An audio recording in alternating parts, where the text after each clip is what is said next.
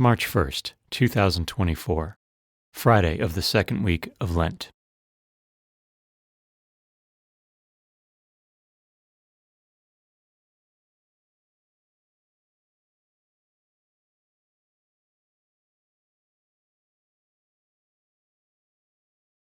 A reading from the book of Genesis.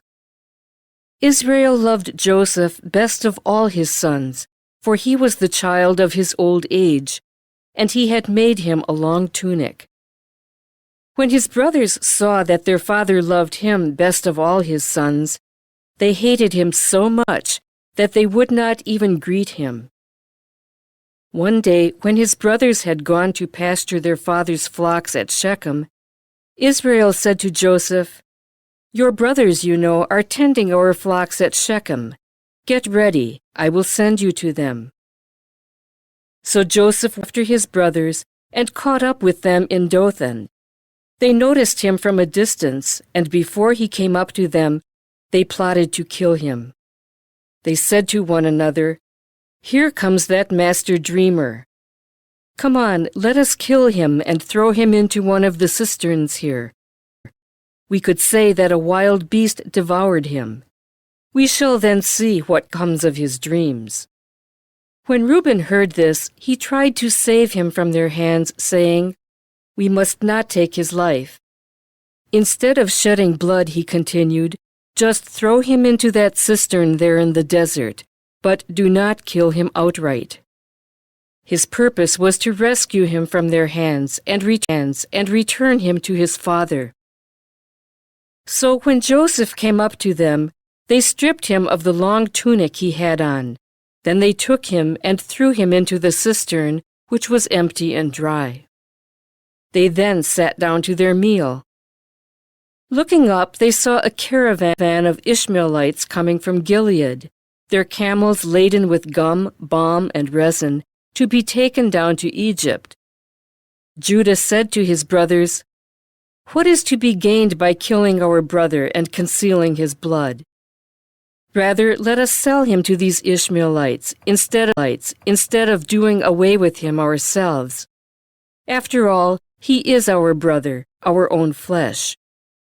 His brothers agreed. They sold Joseph to the Ishmaelites for 20 pieces of silver. The word of the Lord.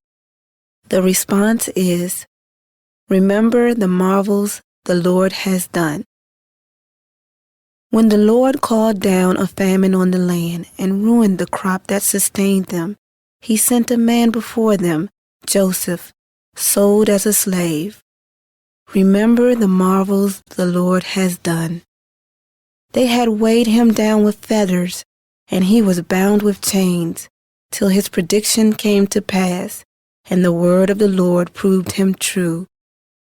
Remember the marvels the Lord has done. The king sent and released him. The ruler of the people set him free.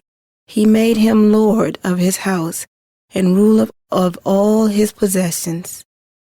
Remember the marvels the Lord has done.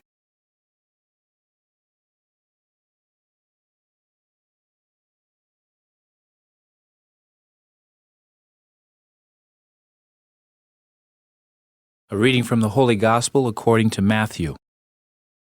Jesus said to the chief priests and the elders of the people, "Hear another parable. There was a landowner who planted a vineyard, put a hedge around it, dug a winepress in it, and built a tower. Then he leased it to tenants on a journey. When vintage time drew near, he sent his servants to the tenants to obtain his produce. But the tenants seized the servants, and one they beat, another they killed, and a third they stoned. Again he sent other servants, more numerous than the first ones, but they treated them in the same way. Finally, he sent his son to them, thinking, 'They will respect my son.' But when the tenants saw the son, they said to one another, 'This is the heir. Come, let us kill him and acquire his inheritance.' They seized him, threw him out of the vineyard, and killed him. What will the owner of the vineyard do to those tenants when he comes?" They answered him, He will put those wretched men to a wretched death and lease his vineyard to other tenants, who will give him the produce at the proper times. Jesus said to them, "Did you never read in the Scriptures, 'The stone that the builders rejected has become the cornerstone. By the Lord has this been done, and it is wonderful in our eyes.' Therefore I say to you, the kingdom of God will be taken away from you and given to a people that will produce its fruit." When the chief priests and the Pharisees heard his parables, they knew that he was speaking about them. And although they were attempting to arrest him, they feared the crowds, for they regarded him as a prophet. The Gospel of the Lord.